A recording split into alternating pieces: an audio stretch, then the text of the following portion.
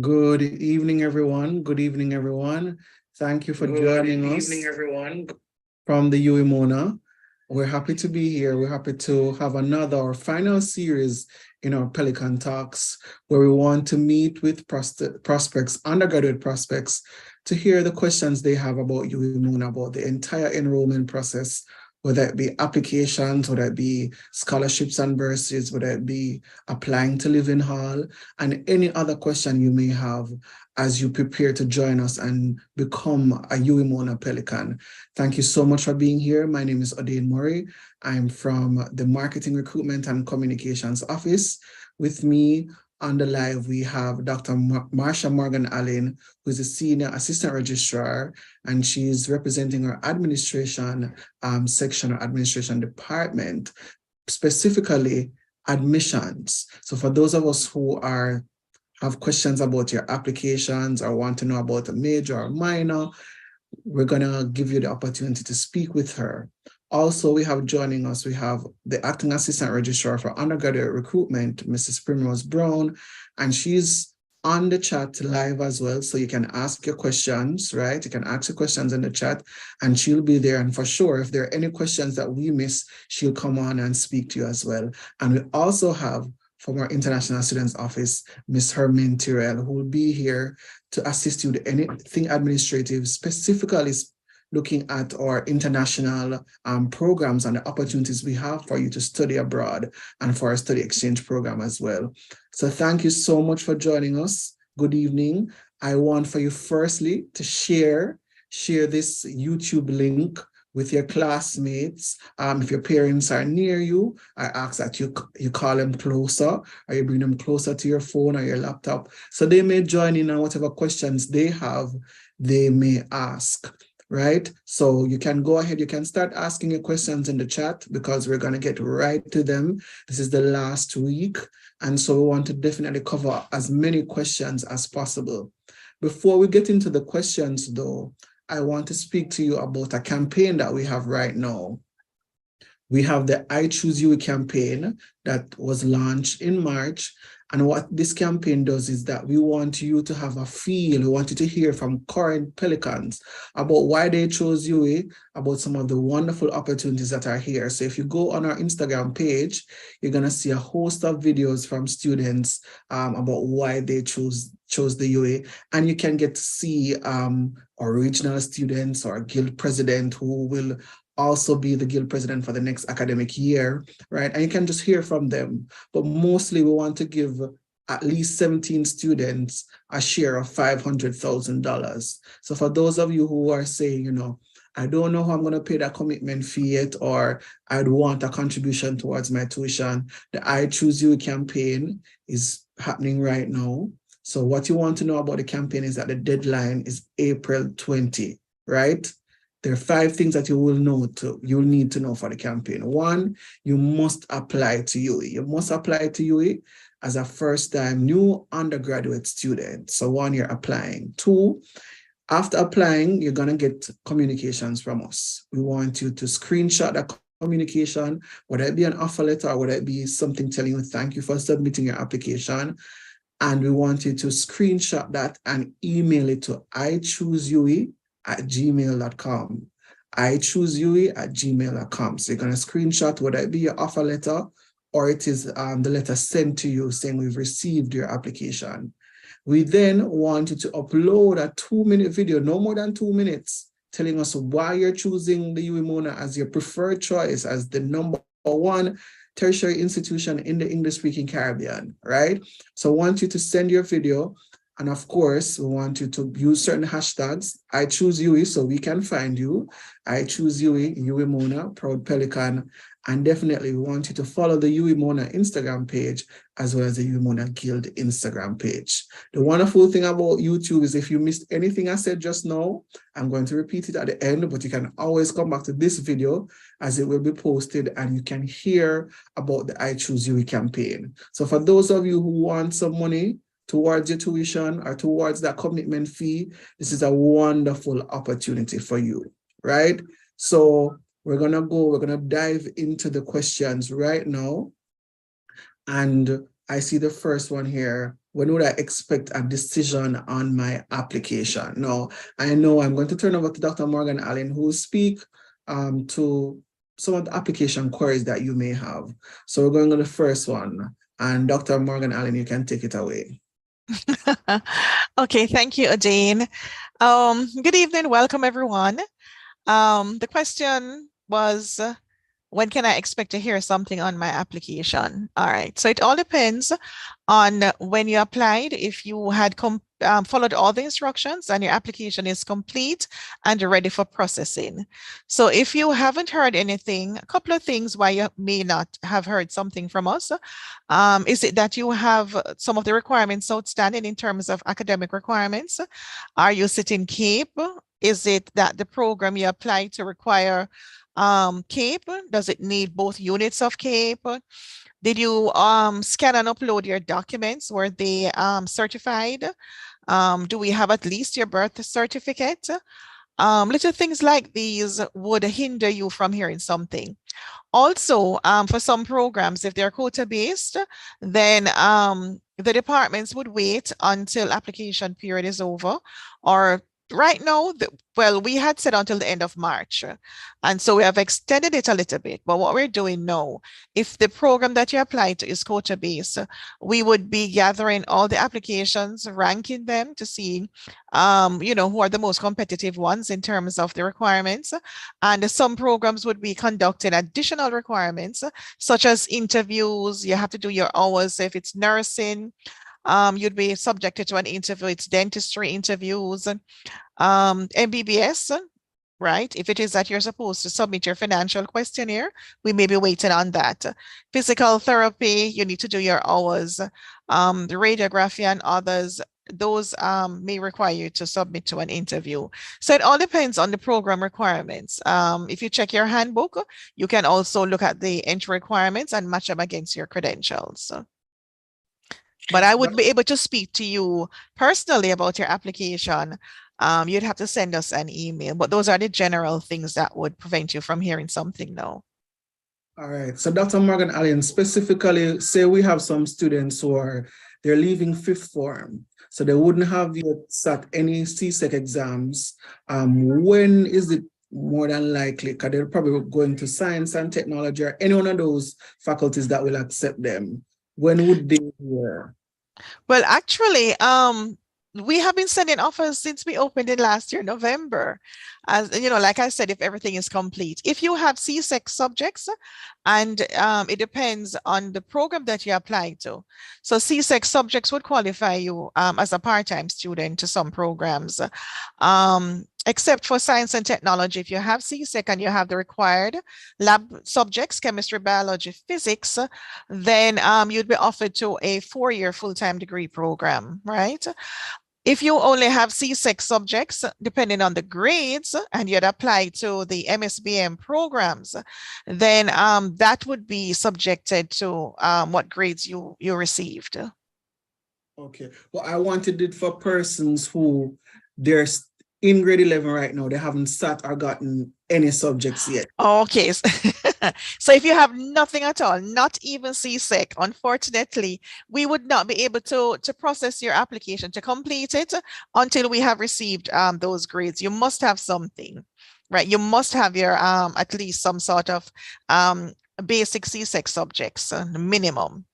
Right. So for those in grade 11, we would have to wait until we get those CSEC grades. Right. And we get them directly from CXC. Sorry. So there's no need for you to be rushing us, calling us and say, my grades, are here. How can I get them to you? Because you won't get your preliminary slip at the same time to give us. But we're able to get that data directly from CXC. All right, thank you. So just for clarification, if I said April 20th as a deadline, that was my bad, apologies. The deadline this is for the I Choose You campaign is April 30. If I said 20th, my apologies, is April 30th, which is this Sunday, this coming Sunday. Now, I saw some persons asking, when does registration start for the 2023-2024 academic year? So registration is typically in the month of, we'll typically have it in the month of August. So what we recommend is that you do your orientation. Do your orientation, go through academic counseling, academic advising, right? Consult your handbook, and then you go on. When does registration start? All right, thank you so much. So for those who are wondering about what's the next step, how do I register? We don't want you to be confused, or we don't want you to register for the wrong course. The process is a little technical, so we'd prefer if you wait until after orientation, where you're more informed. Right? I know the Faculty of Science and Technology typically has an orientation before general orientation. And if they're doing that, they'll email the students who would have been given offers to tell them when that orientation date would be. Right? So we wouldn't ask students to go ahead and register. The portal wouldn't be open for you to register as yet in any case. Right? Sorry. Right. Odette, I wanted to add, when we speak about registration, okay, two things go hand in hand. You select your courses and charges, you make payment. So once you select your courses, your account will be charged. You are financially cleared and considered a registered student when you have selected your courses and you have made the appropriate payments, meaning that you have zero balance on your account. All right. So as Odane had said, do not go ahead and select your courses because there are implications. And during the week of orientation, we have several types of orientations going on. So we're going to have our general orientation. We're going to have one for Western Jamaica campus students. We're going to have one for Mona. We're going to have international student orientation. The faculties are going to have their own orientations.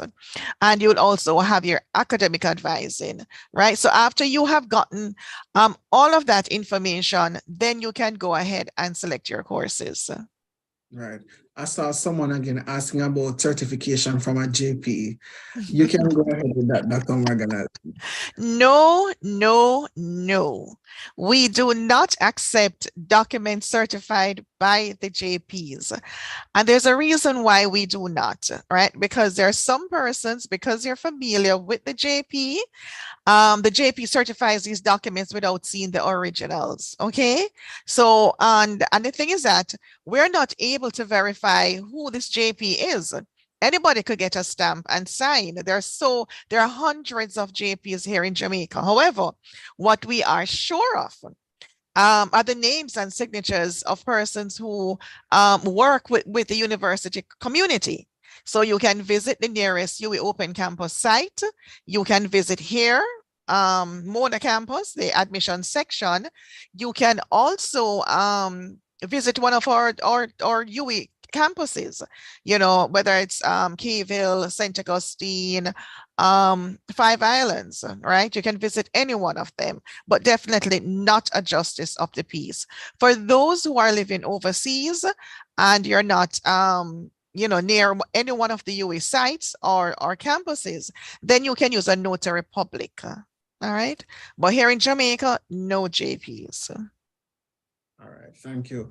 I see some persons asking, what's the next step after you've paid your commitment fee? So after paying that commitment fee, what is the next step?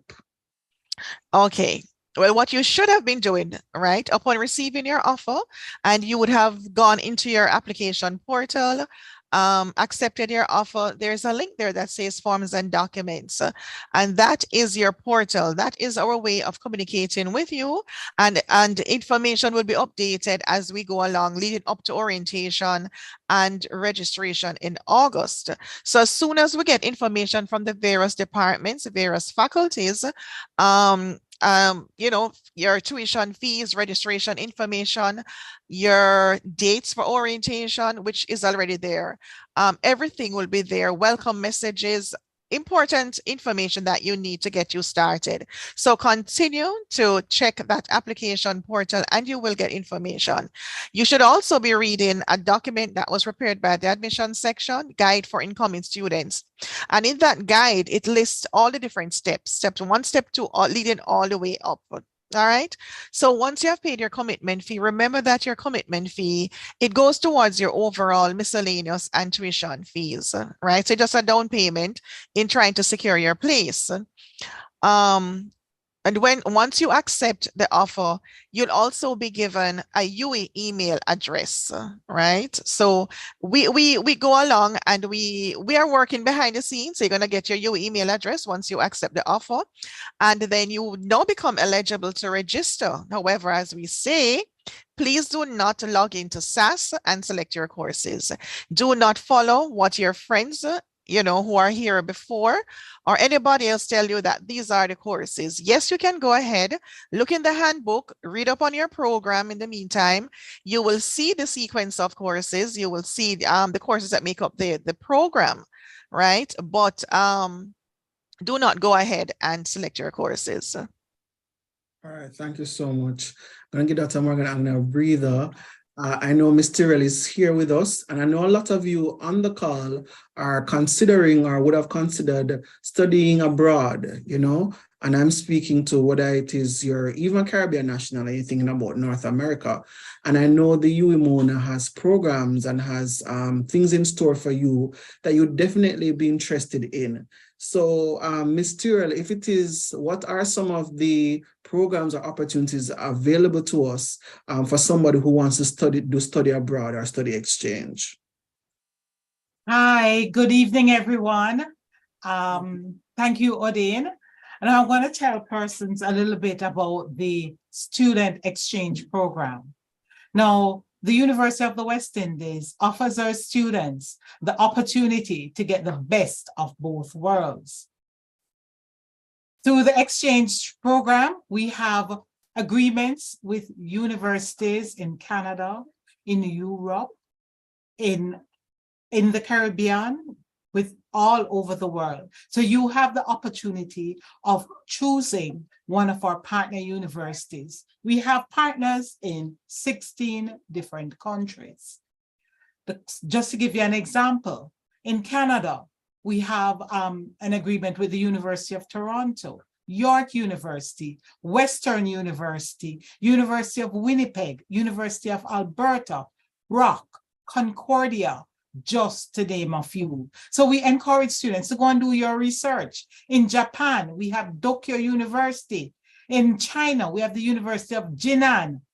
In Sweden, we have the University of Gothenburg. And in the United States of America, we have agreements with the University of Richmond and Norfolk State University, just to name a few. So we encourage students to go and do your research, visit our website, the International Students Office website, found under the Admissions and International Students Office webpage, where you'll find information on the exchange program.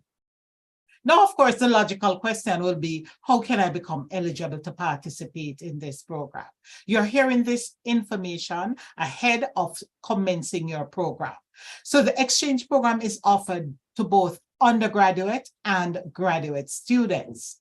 There's no exchange of tuition. You pay your UWI tuition. So when you hear of all the big monies that are being charged by some of our partners, you're not going as a regular student. You'll be participating in the student exchange program. So you would pay your UWI tuition before you go.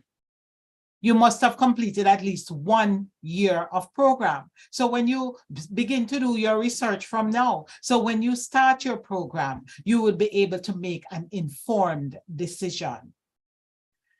Students are allowed to go during their 3rd, 4th, or 5th semester of your program. Your final semester must be spent at UWI. You can spend 1 semester or 2 semesters via the exchange program for the duration of your UWI program.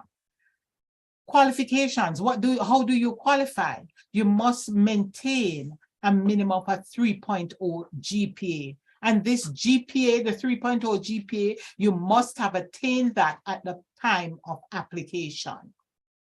We also insist that you do not have any disciplinary action pending against you. So we want to send out an ambassador out to represent the University of the West Indies. So we ask that you be a well-rounded student, and you should be in good financial standing. That is another important reason, criteria for those persons who would be interested in participating in the program.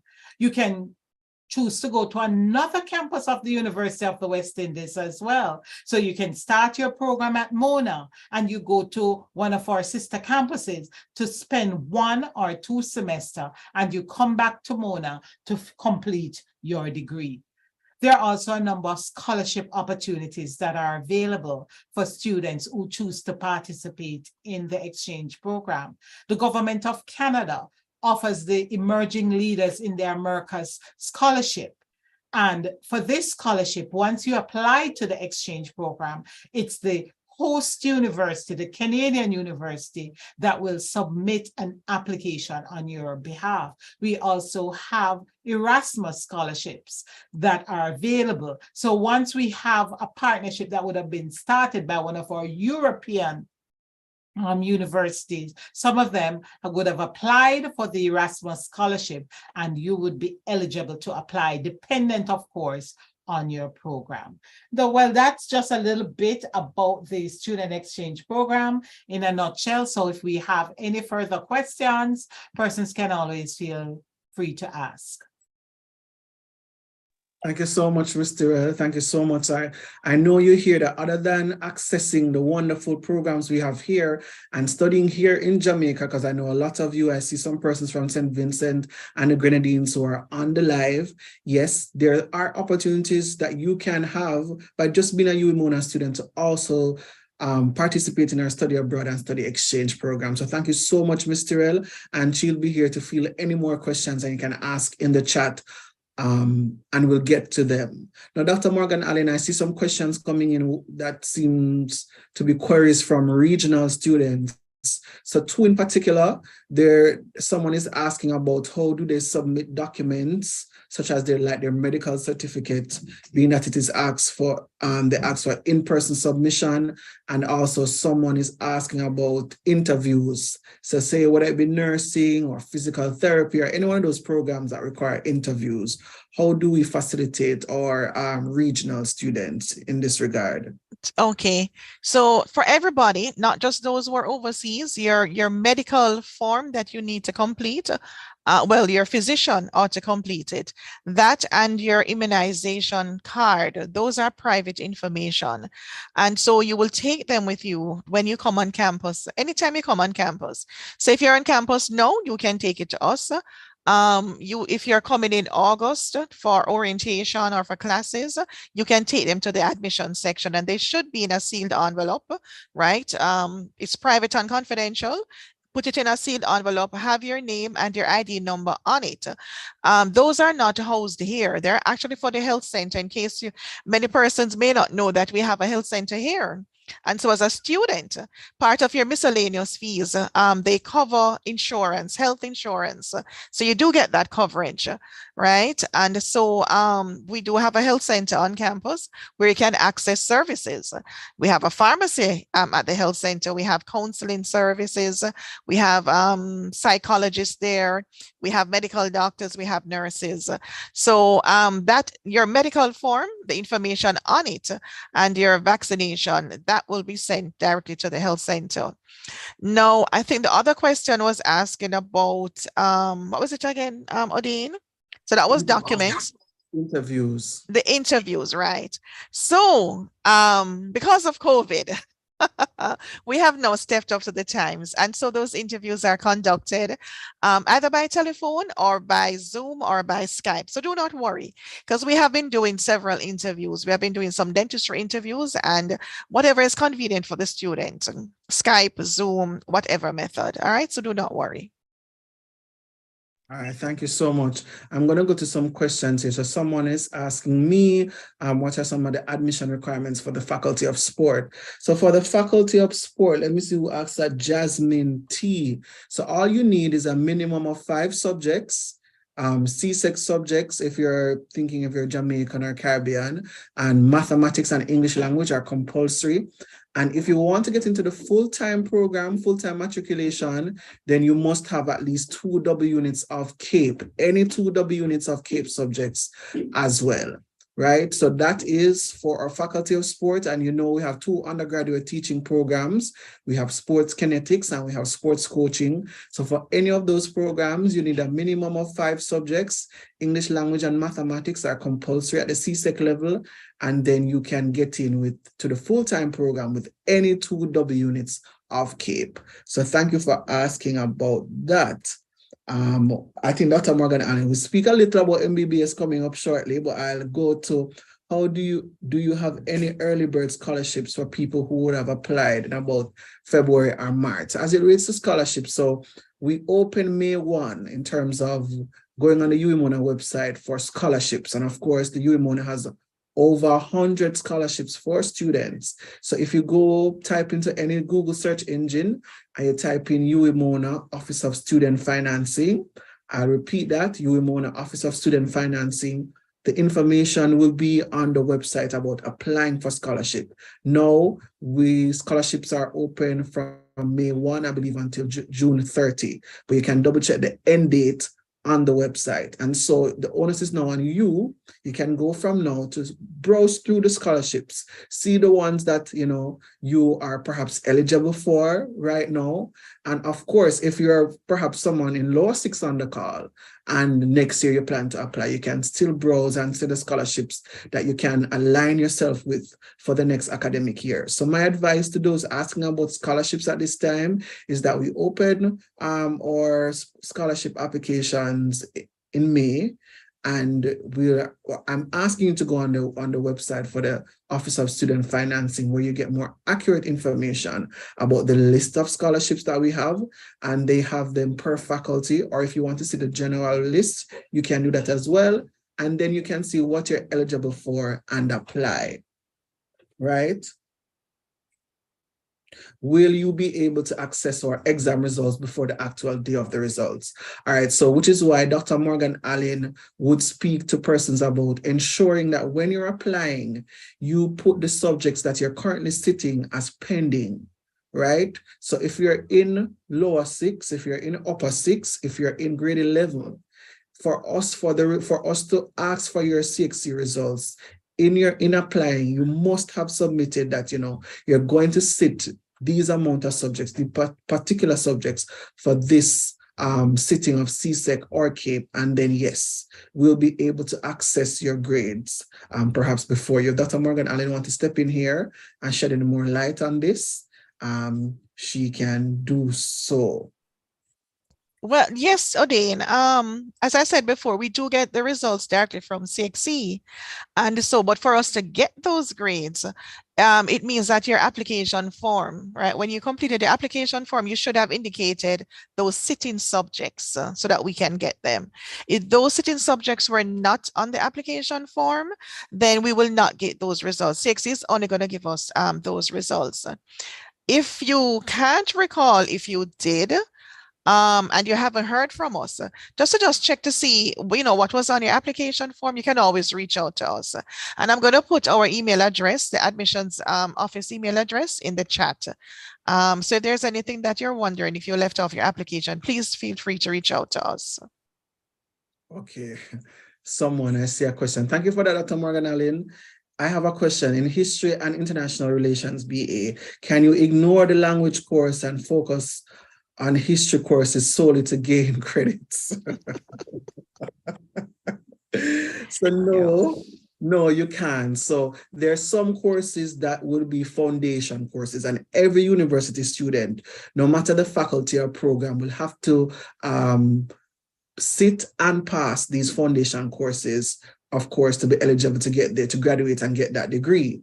So you'll have to sit some foundation courses. Separate and apart, the UE is pushing it's a mandate to have our students be more globally ready. So of course we have a foreign language policy, which says, and we're rolling it out, would have started a pilot in the Faculty of Socials, in the Faculty of Science and Technology, my apologies. So this policy is that for every student to be eligible to graduate. Notice I did not say to be eligible to start or to be admitted to, eligible to graduate. So when you get here, for most of you, right, we ask that you sit at least one foreign language course for a semester. Now, it will be for some of you basic language. So whether it be basic French, basic Spanish, we teach Portuguese, we teach Mandarin, we teach Korean. So if you're interested, and like many of you, you're considering wanting to be more competitive, not only in English speaking countries, but countries with other language as their first language, we require our students to at least sit one course. Now, for some of you, you can be exempted. If you're in high school at the moment, or even if you're not in high school, and you'd have sat a foreign language at the CSEC or CAPE level, it is possible for you to be exempted from this foreign language policy, right? But we normally say a semester of the language does well for you. We are in the business of grooming and graduating world-class students, global citizens. So we want to ensure that you are proficient, if even not proficient, at least at a basic level, know how to communicate with persons in another language. Hall accommodation. Somebody asked about hall. All right, so let me speak a little to housing. Now, having gotten your acceptance letter, and even if you haven't gotten that, Miss Senior, the person who's in charge of lodgings and housing, would say you can still go to our accommodation website. So you type in Mona accommodation, again, any search engine, and it will come up. What will come up is a list of halls of residence. Currently, we have 9 halls of residence for undergraduate students at the Mona, and you can view the halls. Also, there's a document with the fees to live in hall. This is for persons who are going to live on campus, right? And even if you're not going to live on campus, but you're not from the corporate area and you want to live in the surrounding area, lodgings can also assist to some degree with some persons in finding accommodation. You go on that website and you apply. Now it will ask you for a ID number. If it is that you are one of those persons that you haven't gotten an offer letter, what you will do, you will put in the slot for the ID number, you put 9 zeros. You put 9 zeros and you go ahead and you can apply for any hall of residence. Or if it is that you want to apply for off-campus accommodation and would like them to facilitate you, then you can do so as well. Hall accommodations, I believe they're open right now. So you can go on the website and you can start applying to live in hall. I always recommend to students that they can check the websites to see the various halls, to see what it's like. You can check their Instagram pages to see what the culture of the hall is like, because sometimes it's a fit. There's no best hall. Sometimes it's just what fits you and what you align with. So the cost of accommodation, you would have to go online. I'm speaking to Tashana Chance. So we want you, for accuracy, want you to just go online, type in UWMona. You can type in UWMona accommodation fees, UWMona halls of residence fees, and it will pop up and there'll be a document there for you to see. Right? So I'm taking more questions.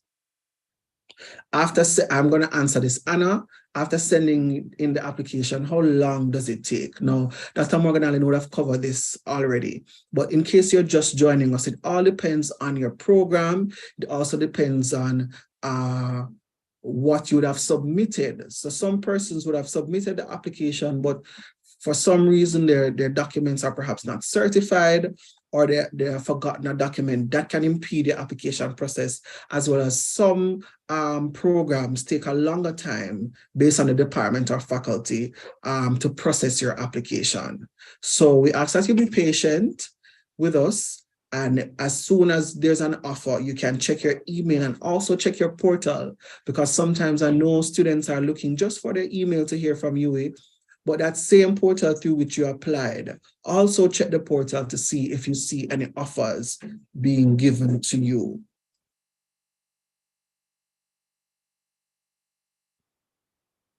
So Tyree said, I paid the commitment fee before the deadline, but did not accept an offer until after the deadline. What should I do? So Tyrese, as long as you click, you'd have accepted an offer. And when you enter the system, you go back to the application portal and you see that that's the offer that you accepted, you're quite fine. It means we would have accepted whether it is you accepted, rejected, or declined the offer.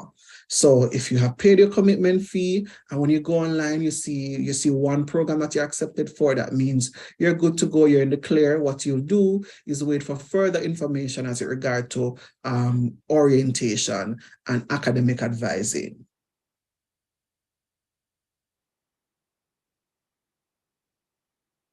As a college graduate, would the 2W unit, CAPE, and GCE A-level subjects still be necessary for admissions in the Faculty of Humanities and Education?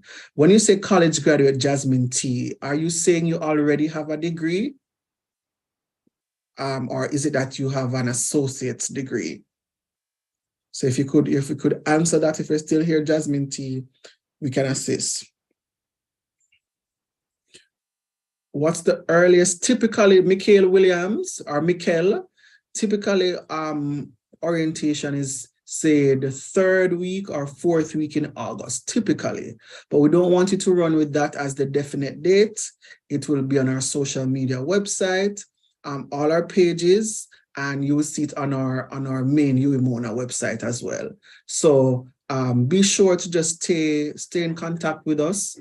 But typically, it is the 3rd or 4th week in August that you'll have orientation.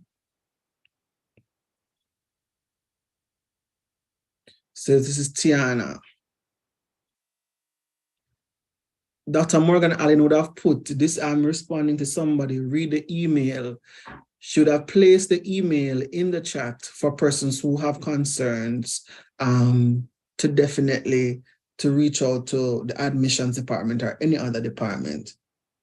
Can I change my program after paying the commitment fee? You want to take this one, Dr. Morgan Allen, or you're responding to a query in the chat?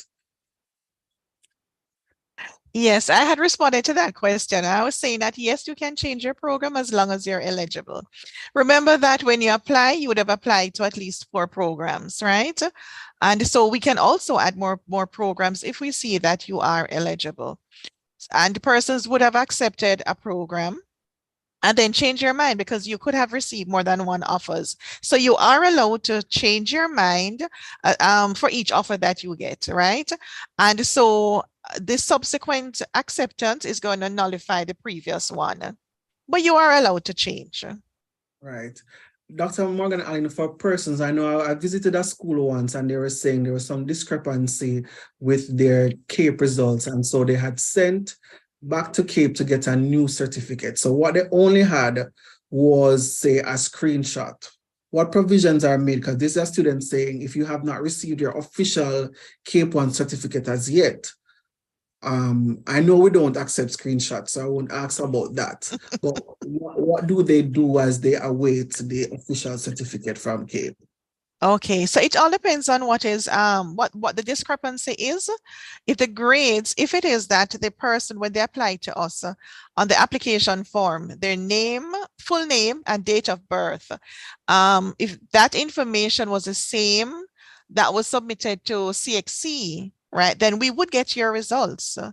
And even if it is a grade that you're querying, you know, because I know that in the past, persons were querying grades, we would have at least gotten something from CXC for you. It may not be, you know, if you're looking for a higher grade, but we would have gotten something for it. As long as your full name and your date of birth match, then we're going to get something from CXC for you. But if you are concerned, you can always reach out to us. Right. All right. Thank you for that, Dr. Morgan Allen. I see someone said, do I pay commitment fee and apply to Hall on only a provisional offer? All right, so provisional persons, right now, you're not going to get a room on Hall. Only those who are fully accepted. Provisional means that you still have something outstanding. And provisional means that you cannot register either, right? So in order for you to get a firm offer, you have to meet the terms and conditions that were stated in your provisional offer letter. All right, thank you. So I'll try and answer some more because I know you're in the chat, so I'll try and answer some more. Christopher, Okay. you're asking about an alternate route into the MBBS program. Yes, in terms of if you want to spend a year in the preliminary science program in science and technology, and then apply to the medical sciences after that. That is an option that some students take. So if you have not been successful after CAPE, maybe the CAPE grades weren't what you expected, and so you didn't get straight into our MBBS program, yes, you can spend a year in our Faculty of Science and Technology and then have another opportunity to apply to our medicine program, right? I'm going through some of, so ELPT tests, someone asked. So let me explain. If you have not. Sorry, Odin, can I just add something to what you said about the MBBS? Okay, so let me explain about those who are interested in the MBBS. We look for your 3 best grades, okay, in the CAPE. Or if you have your first degree, we look for certain subjects, chemistry and biology, right? So those 2 subjects are a must. And then a 3rd subject can come from anywhere. And what we do, you were asked about, getting into medicine. If it is that you don't want to come to science and technology just now, and you feel that you can repeat your CAPE, your chances of getting better grades, you think that you're more settled now, you know where you went wrong, then go ahead. Go ahead and focus on those areas that you fell down in the CAPE. So if you got, say, a grade 1 in 1 unit and then a grade 4, right, that is going to pull you down greatly. So I would suggest that, if it's easier for you and cheaper, then you can go ahead and repeat that unit where you got the grade 4 or in those other units where you fell down. If you do not have the money to come on campus, if a grade 4 and a 5 still a pass, you can still get into SciTech, but what we've been looking on now is the better of the 2 grades. So we're going to look at your CAPE, the 1 and the 4, and if you came to SciTech and you did the chemistry course or the biology course, which grade is better? But bear in mind that if you come to SciTech, we have to take into consideration both semesters, semester 1 and semester 2 grades for that subject to be equivalent to the unit 1 and unit 2 in that CAPE subject. Thank you. Thank you so much for that, Dr. Morgan Allen. Well put. I see someone asking, can I submit the supplemental sheet for UASTA to my MONA application? I don't know if you understand. I think this is St. Augustine to my MONA application, but I don't fully understand that question. So Jenna, if you could rephrase that question for me, would greatly appreciate it. Now the ELPT, Now, for students who have not received a grade 1 in English language at the CSEC level, or grades 1 or 2 in communication studies at the CAPE level, you are required to do an English language proficiency test, right? You are required to do this test. You can do it on entry, I can do it before. I want you to understand that even if you don't, it won't prohibit you from being accepted if you haven't done the test as yet. However, we recommend that students do the test as early as possible. So in their first or second semester, they can do the foundation, the necessary foundation course for the program that they are admitted for, right? So for you to get, because the person wanted to know when the next test is, the Department of Language, Linguistics, and Philosophy is the department that handles the test. Now, you'd have to go on their website. So I'm going to speak slowly for this. So UWI-MONA, Department of Language, Linguistics, and Philosophy, and you go to that website and they'll have all the information you need on the ELPT exams. So what is the cost? When are the exams slated to happen? And any other information. I believe they also help you with material to study for the exam as well. So for anyone who will have to sit the ELPT exam, please be sure to go to the website of Language, Linguistics, and Philosophy to gain the necessary information. Someone is asking about if you don't have English language, can you still be processed? Now, understand that there are some subjects we have basic academic requirements, basic. So you must have English language is the only compulsory subject for all our programs here at the UMONA. So you must have passed, sat and passed English language at the CSEC level, right, or the GCE level, depending on the exam you've done. You must have passed English language at the secondary level to be admitted. I'll say the same for mathematics, for programs that require mathematics. So I know many students wanted to get in the Faculty of Social Sciences, for example, and they don't have math, and they ask, can I get in and do math when I'm here? So the answer to that would be no. You will need the mathematics to be processed to earn a space in that faculty, right? So I know, for instance, the Faculty of Humanities, most of our programs there don't require mathematics. A few do, but English language for sure, you must have for all our programs. Dr. Morgan Allen, you wanted to say something? I saw you come. Well, I was busy answering the questions in the chat. Was that asking about English language or maths? English language. English language. Okay. Right. Yes, you must have your English language. For those who do not have the CSEC maths, the Faculty of Social Sciences, MSBM, Department of Economics, they will not take you without the maths, and also sociology, psychology, and social work. The only department that will take you without math in the Faculty of Social Sciences would be government, right? However, you have the option of pursuing in the summer a course that we call remedial maths. So you could come in as specially admitted as a special admitted student and do that course, that single course in the summer. And if you are successful, then that would replace the CSEC math requirement, and you can get an offer to your program. Awesome. I see someone here asking, what is the difference with the weekend school? What's the limitation? Someone asked about weekend school.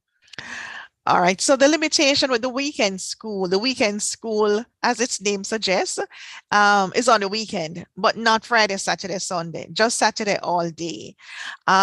The difference between that and the regular programs, you would be able to be in the weekend school program as a full-time student. It would have to be part-time. All right, so that's one. But there's no difference in terms of the standards, the quality assurance standards, the curriculum, the exams. There's no difference. Same exam you're gonna sit because those same courses are taught in the regular program, and so you're given the same content, and you'll have to do the same courses in that program. All right, thank you. I see a lot of students asking about Hall of Residence. I'm going to get into that. So I think it is Rendika Howell. When will we get a response from the various halls? Now, even though hall applications are open, they're going to process first returning students. So I know a lot of the halls are now would have accepted applications for students who currently live in hall and are reapplying to live. So they're going to handle those students first and then go to new applicants. Now understand that each hall is required to clear at least half the hall for new students. So it will never be a case where the hall is full to capacity before it seeks to accept new students. So if you're a new applicant, you're a first time, there is preference given to you. But currently, I know a lot of the halls are reviewing to see the students they will keep who would have been there for this academic year, and then they'll move on to persons who would have applied as in first-year students. So we're asking that you be patient. If by June, July, you haven't heard, then definitely reach out to the hall via email to ask about the status of your application. And if you're, for instance, you are passing and you're in the corporate area, you're close to us here at Mona, you can definitely stop by the hall administration and seek to, to find out about the status of your application. So that's looking at all. What scholarships do you have available for the academic year? Gabriel, I would have spoken to going to our Office of Student Financing website. So go to any search engine, Office of Student Financing, and definitely check out the list. We have over 100 scholarships for students, and check out the list that we have there.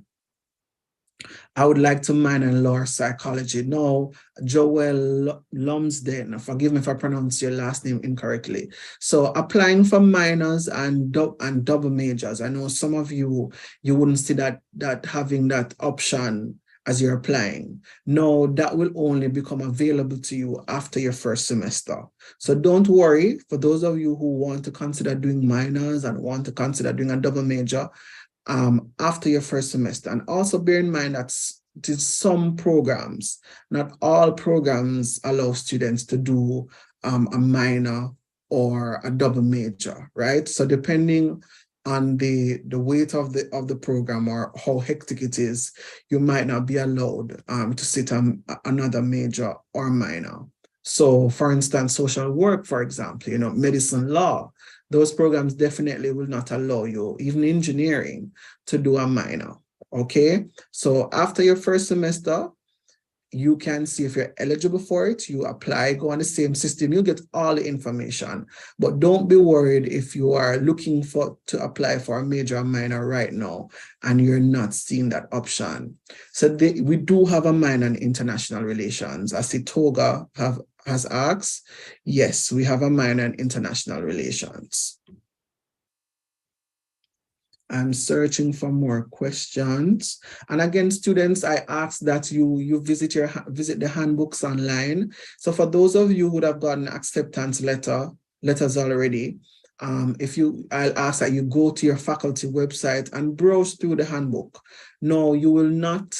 They wouldn't have updated the website with the handbook for 2023-2024 as yet, but you can definitely browse through the 2022-2023 handbook to have some sense of what your program will look like in terms of the courses.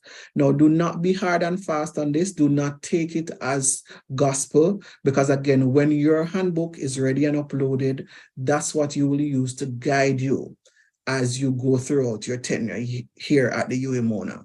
So ask students, you can become familiar, see what the courses are like, for first year, see if you have any free electives, see how, see what the program is like. So we normally ask that you go through the handbook and also read the regulations, see what constitutes an A, what constitutes a B, get yourself prepared and in the framework, because the high school system and mark scheme is different from that of the university. So you want to read your handbook, not just the courses, but you want to understand the university regulations, read up about plagiarism and how seriously the UA-Mona takes plagiarism. So go through your handbook. It is on the faculty. So whatever faculty that you applied for the program, go on that website and you should be able to browse your faculty handbook.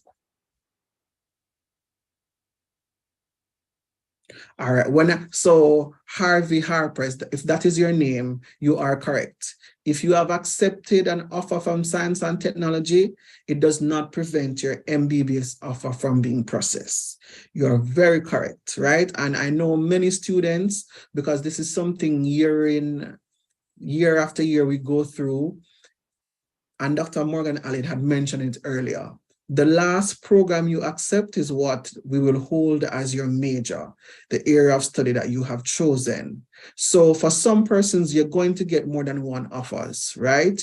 Some persons are going to get offers from departments or faculties that they didn't even apply for, but that is okay. And that is because that faculty has seen that with the grades that you have, you're eligible for a particular program. Now, seeing those offers does not mean your first choice is not being processed, right? And if you even accept any of those offers, it does not mean your first choice is not being processed. It is that the university has recognized that you are eligible for another program and it is being offered. So whatever you choose, whatever you accept last, so if you have 5 offers, be very careful and look what you're accepting. So whatever you accept last is what we will hold as your major.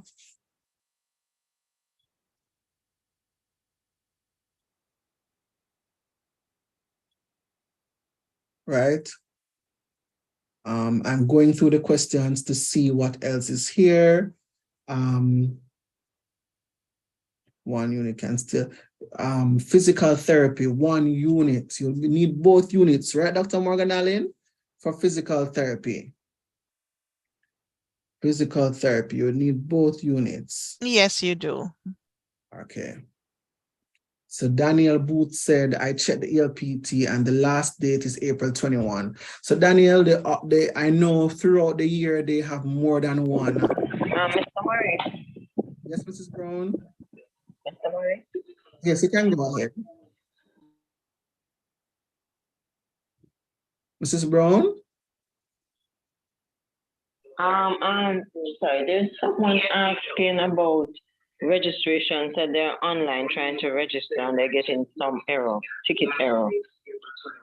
Register I for- know Dr. Morgan Allen spoke to that already. I don't know if you want to Let's see. sorry? Jake and Hall. I don't think the portal is, if you're a new student, I don't think the portal is open to accept registration for new first-time students as yet. Mrs. Allen would have spoken to waiting for orientation and waiting for academic advising and academic counseling before you register. And that will happen in August. So if it is that you're trying to register for classes and you're a new student, perhaps that's why you're seeing a ticket error. The registration process can be a little tedious and a little tricky, and we don't want students to go and register for the wrong course, or for instance, for the wrong campus, because there are some courses that are offered at our Western campus and our Mona Kingston campus, and they'll be in under the same course. If you don't understand what to choose, you might end up registering for the wrong campus or the wrong course. So we normally recommend to students, please wait until after orientation in August, after you've done your academic counseling and guidance, before you register for your courses.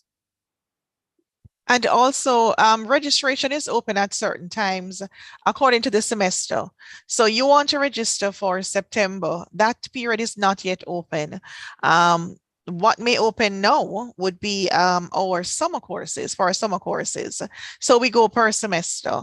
So if you're going to register for August, September, it's not yet open either. So you are going to get a ticket error. Okay. I see a question here. Jasmine T say, I have an associate's degree as a college graduate. Would the W unit CAPE subject still be necessary for admission into the Faculty of Humanities and Education? You want to take that one, Dr. Morgan Allen? Okay, so if you have an associate degree, it can be used in lieu of the CAPE, provided you have the minimum CSEC requirements, right? So what we do is that we look at your application, as a whole, not in parts. So we're going to look to see if you have the minimum requirements of the CSEC, look at the individual subjects, because some departments do have specific requirements. And then we look at the associate degree. And then again, it all depends on what program that you're applying for in the Faculty of Humanities and Education, because there are some programs that do not have any requirements. Okay. Kiona, I see you just joined. You asked about when you start selecting your courses. That happens in August. Are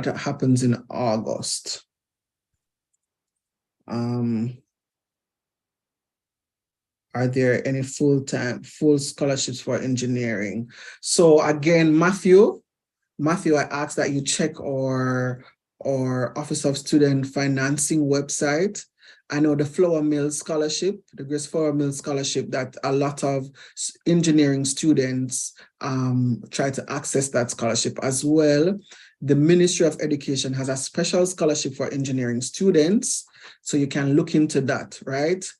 I will speak now just quickly on some avenues for scholarships for students who are considering the UWI Mona and want avenues to finance your degree. So I've already said the UWI Mona has scholarships and bursaries, over 100 for students. But there are also external entities when you consider the Grace Foundation, Sagicor Foundation, Digital Foundation, right? VM Foundation. So a lot of these foundations offer scholarships for students. I know NCB, for example, has an undergraduate scholarship for students. So you can consider those. Some things you want to look at. There's an institution called JAMVAT, Jamaica Values and Attitudes for Tertiary Students. I'll repeat, JAMVAT, and it stands for Jamaica Values and Attitudes for Tertiary Students. And you can go on their website. So this is external to the UWI-MONA.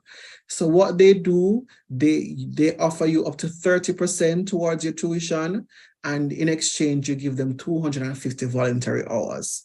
Now, understand that this 250 voluntary hours could be completed in, say, a month, and they'll give you up to 30%. So if you're someone, say, enrolled in law, right, and you know that tuition is about 10,000, is 10,000 US dollars, you can get up to, say, 350,000 towards your degree. Or if you're in one of those programs where your tuition is only about 310,000, and for those on the line, trust me, about 80% of our programs are at that level. So don't worry when you hear me say 10,000 US. You can get up to about $90,000 towards your tuition if it is that you have chosen JAMVAT. Now, understand also that if you are a PATH beneficiary, if you're on this live right now and you're a PATH beneficiary, you can get up to $100,000 towards your tuition, right? Having been a PATH beneficiary, and this can be for every year of study. So if you're currently on PATH, speak to them about how you access the tertiary grant. And even if you try to speak, even if you reach out to our Office of Student Financing, they can assist you in that regard. Know also that there's Students Loan Bureau. And we say to many students, student loan gets a bad rap. A lot of students haven't even tried it for themselves. They haven't even tried to contact student loan. They still offer the lowest interest rate. And for many of you who don't know how you're going to get to college at all, we suggest that if even for your first year, apply for student loan, do your very best, and then you can move into applying for scholarships, say for your second, third, fourth, fifth year, depending on your program. So students loan is still a very good option to finance your degree, right? The UWI-MONA has a payment plan. I want you to know the UWI-MONA has a payment plan. And so we ask that if you've paid at least 25% of your fees along with your miscellaneous fees, so if you've paid at least 25% of your tuition fees and you've covered your miscellaneous fees, then you can definitely apply for the payment plan. This is where you go online and you say how much your parent or guardian can afford to pay, and of course, definitely completing the semester's amount before it is time to sit your final exams for that semester. So the UWI-MONA is flexible. We understand the economic challenges, especially in light of coming out of a pandemic. And so we want to tell you that we have a payment plan and we're listening. A lot of students also get opportunities to work on campus, right? So if you're here, when you get here, there's an Office of Career and Placement.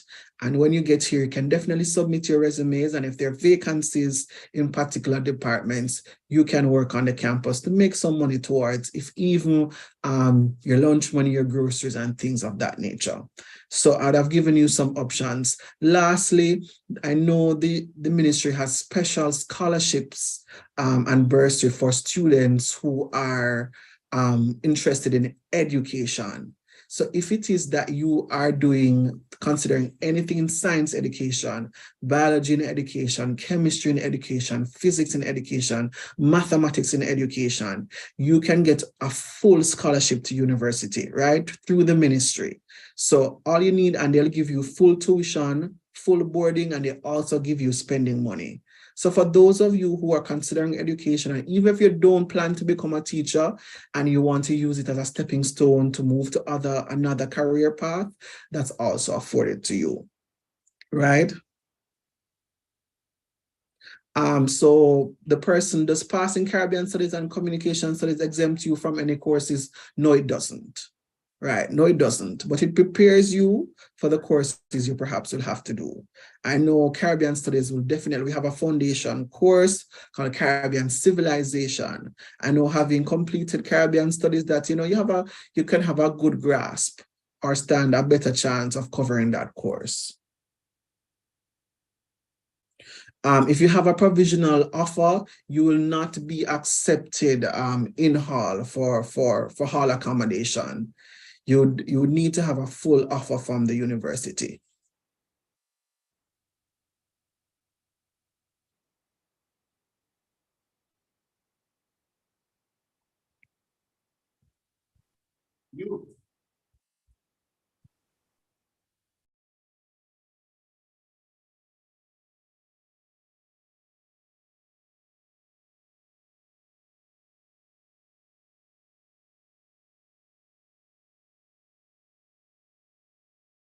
Sorry, Odin, you're muted.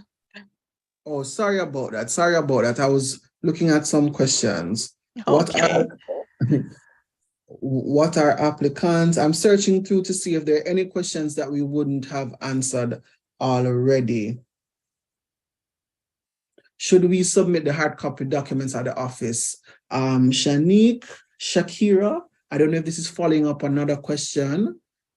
But if not, if it isn't your financial questionnaire, right, or anything medical related, we ask that you scan and upload all documents to your application portal.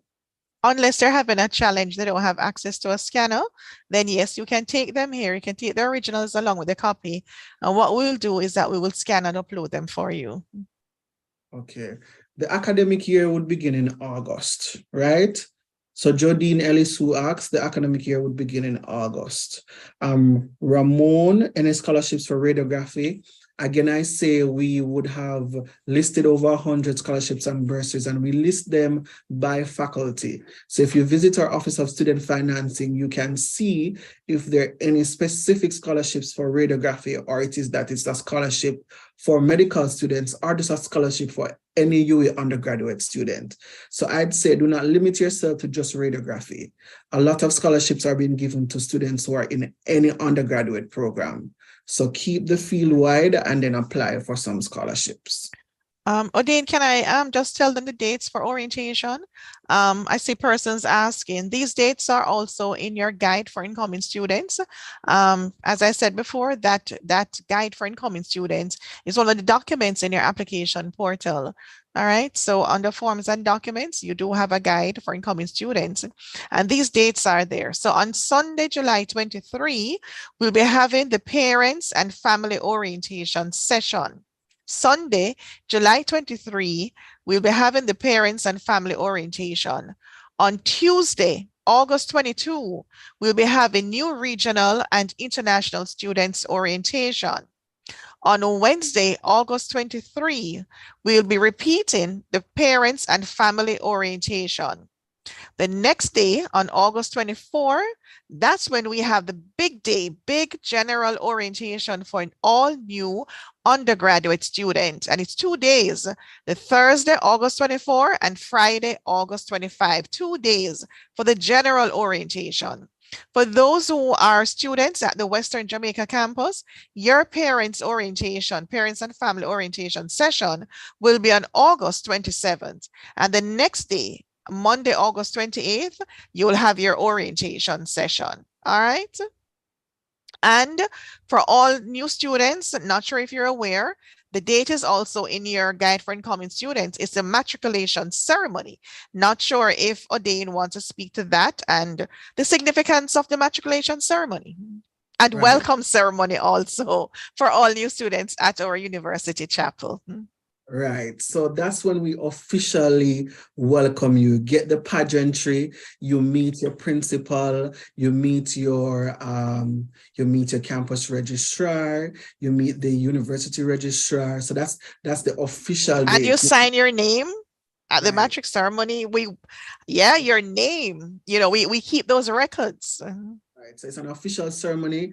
We ask students to wear black and white, and you will get probably your first time at our chapel, and it will usher you into what the university experience is like, right? So again, you're gonna meet some staff, you're gonna meet some of your lecturers. So it's normally done the first Thursday in September, but we haven't decided on a date as yet. And we ask students to wear black and white, or if it is that we'll go on a Sunday this year to fuse this welcome service and the matriculation ceremony in one. But you'll definitely hear about it. So if you're one of those that you're gonna move to Kingston or move to Jamaica, please bring your official black and white and prepare for your matriculation ceremony. And as Dr. Morgan Allen said, this is when you sign your name and be counted that you are a part of the cohort that will join us for the 2023-2024 academic year. I know we're going to take some more, we're past the hour mark, but we're taking some more questions. And just to accommodate you, because this is the last in the series in terms of Pelican Talks, this is the third week that we would have been here accommodating students and just hearing from you some of the queries and questions you have to help you in the admissions process, in the enrollment process at the UWI-Mona. So I don't know if Ms. Tyrell is on. Ms. Tyrell, there's a student that is asking for the student exchange program, what faculties are eligible to participate? Okay,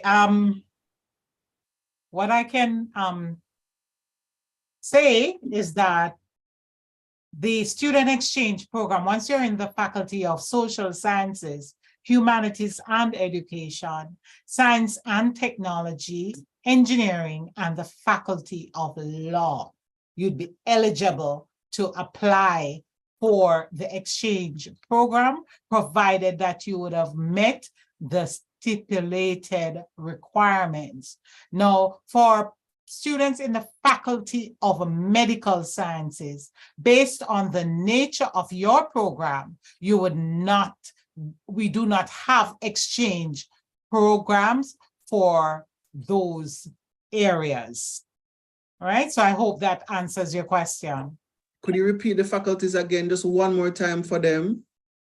Okay, so for persons who would be eligible to apply for the exchange program, there might be restrictions for some programs based on your faculty, and this is determined by the host university. So if you're in the Faculty of Social Sciences, the Faculty of Humanities and Education, the Faculty of Science and Technology, the Faculty of Law, and the Faculty of Engineering, there are exchange programs that you can apply to. Acceptance to those programs, however, are determined by the host university, and you must meet the requirement for participation in the program. And I'll just go over the requirements of participation one more time. You have to be a full-time student. You will need a 3.0 GPA, and that 3.0 GPA, you must have attained that before applying to the program, and you must be in good financial standing at the university and have had no disciplinary action taken against you or none pending. And you can go during your third, fourth, or fifth semester in your program. Your final semester must be spent at the UWI. All right. Thank you for that. Thank you so much for that. So for persons who are you considering taking up the opportunity for study abroad and study exchange, thank you, Ms. Tyrell, for making that very clear and for giving them all the information they need. Dr. Morgan Allen, I see a lot of persons asking about diagnostic imaging. I don't know if you could offer any answer. I think they're asking about when is it possible to hear about acceptance, getting an offer to that program. I don't know if you have that information. All right, diagnostic imaging. That is one of the programs that have a cap. And so the selection is very, very competitive. They would have to contact you to do an interview. And it's ongoing. It's ongoing. So I think anytime now, you should be hearing something about diagnostic imaging, and persons will be contacting you whether you receive an invitation to do an interview or you're informed that the spaces have been filled. Okay.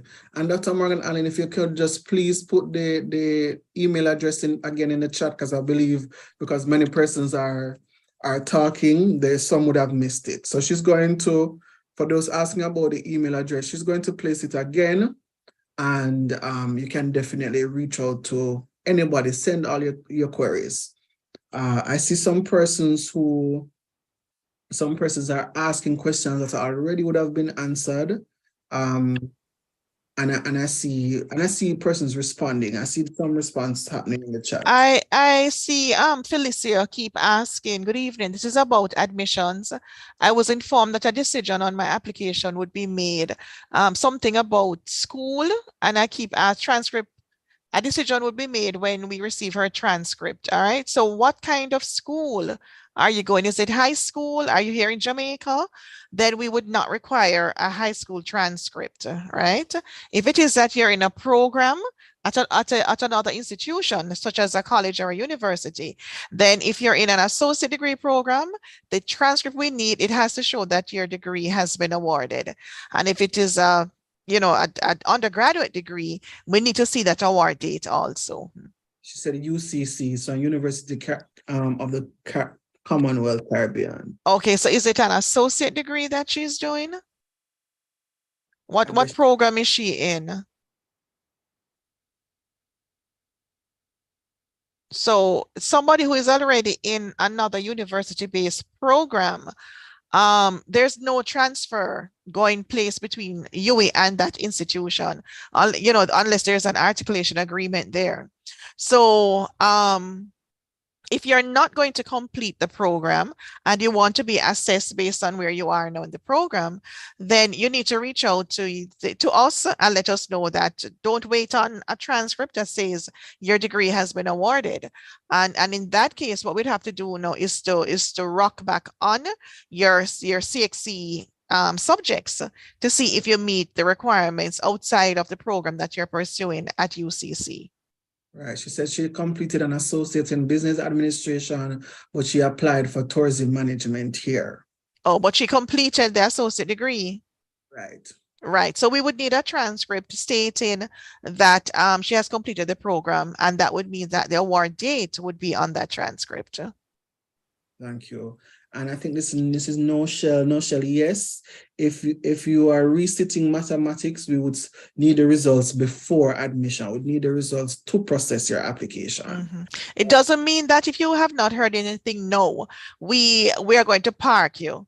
Well, if you had put on your application that you are sitting the exam this year, when the CXC results come out, we're going to circle back to your application to see if you passed. All right, thank you. Bernard, yes, mathematics is required for engineering. Mathematics and physics, right? And pure math. So especially if you want to come into the full-time 3-year program, you're going to need pure math at the CAPE level and physics. If you just have mathematics and physics at the CSEC level, you could definitely apply to be admitted to a preliminary engineering program, right? And then you move over into one of our bachelor's programs. But definitely you need mathematics and physics for engineering.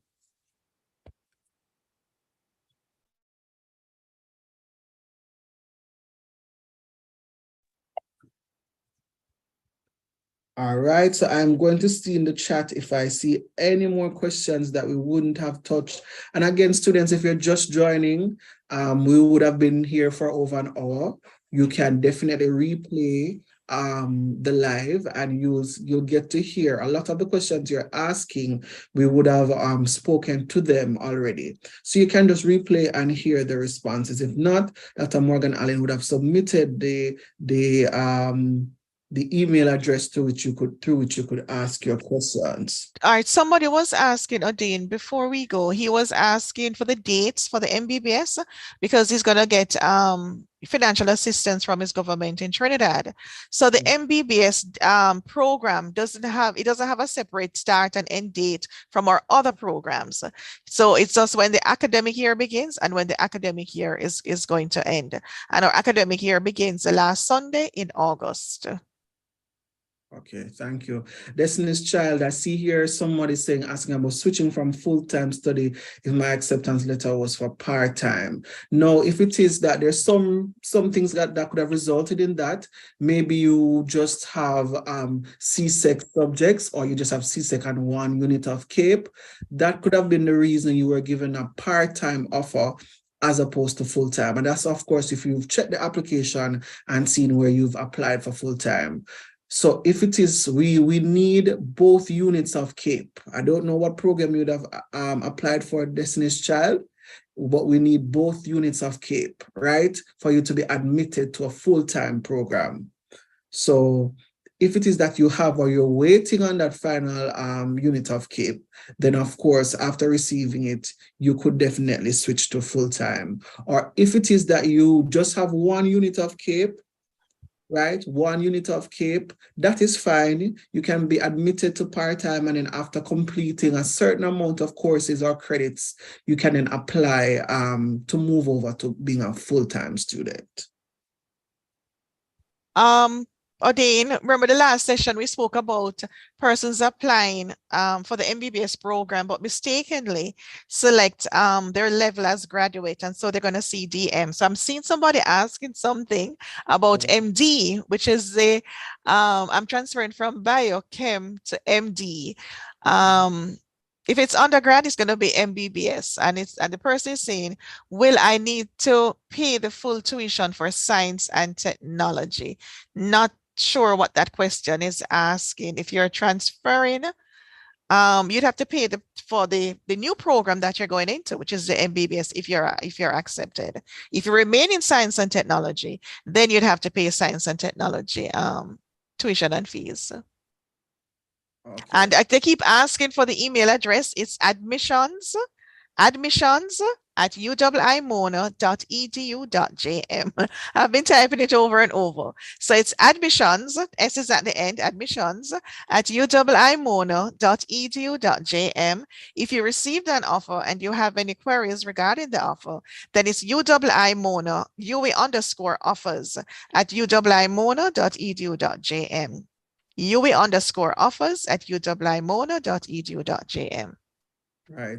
Mrs. Brown, because I know sometimes, Mrs. Brown, being that you are a marked administrator, if you could type those email addresses in the chat, maybe it will show up, because I typed it as well.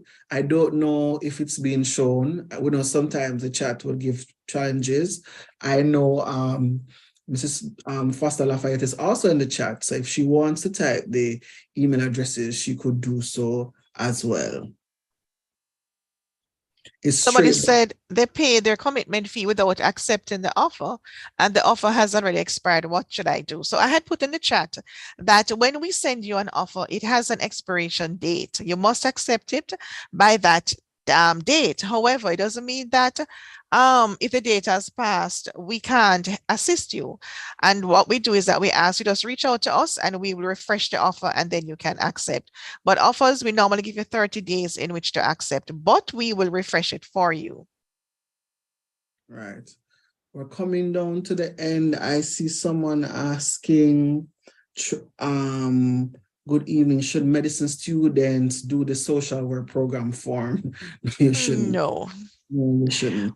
No, when you apply to us, the system generates a listing. So in your acknowledgement letter, it generates the requirements, whatever documents you need according to the program you selected, right? However, if it is that you had selected medicine along with social work, then you may find that it may ask you for some form to be completed. Okay. Wrapping up, it was for an hour. We're almost at an hour and a half, because of course we know there's some students who want more information. Now again, Even if you don't see it in the chat, I say this is recorded. You can always go back and play and listen to Dr. Morgan Allen. She would have given the email addresses for you to send your queries to, depending on if it's offer related or if it's admissions related. Now, thank you, most of you, all of you, for joining. I know you'd have shared with some of your classmates. I know some parents are also in the background listening. Thank you for being here. I want to again plug our I Choose UE campaign. So for those of you who don't know you're going to get that commitment fee, you don't know how you're going to find at least 100,000 towards your tuition, that campaign is happening now. Visit our Instagram page. It is pinned and it's the first 3 posts, and it will tell you all the requirements you need. You can get up to 100,000 towards your tuition or 20,000 towards your commitment fee. The deadline is April 30, right? All you need to do, of course, you must apply to us. You must submit a screenshot of that offer letter or that letter saying we've received your application. Upload your video of no more than 2 minutes. Follow the UEMONA page. Follow the UEMONA Guild page and definitely use some of the hashtags. So if you have any questions, you can also speak to us in the chat on Instagram and we'll be there to assist you. So thank you all for joining us on behalf of the team here at UEMONA, Dr. Morgan Allen, of course, Ms. Tyrell, who is here from the International Students Office, also Mrs. Primrose Brown, acting assistant registrar for undergraduate recruitment. I see Mrs. Donna Foster Lafayette in the chat. She's also here from the admissions department. On behalf of the team here at UEMONA, thank you very much. The chat, it will be here. The series will stay up on YouTube. Feel free to go back, go through, listen. The email addresses are there. All you need is there to assist you. And we're looking forward. For some of you, it's just patience. I know you want to hear from us. I know you're eager to become Pelicans, but it's a process, right? It's a process and you will hear about your application. So thank you so much for joining us. We're eager to meet you. We're eager to bring you into the Pelican family. And of course, just stay tuned to our social media pages. You will learn more about orientation. You will learn more about all the information that you need. So thank you all for joining us here at UEMONA.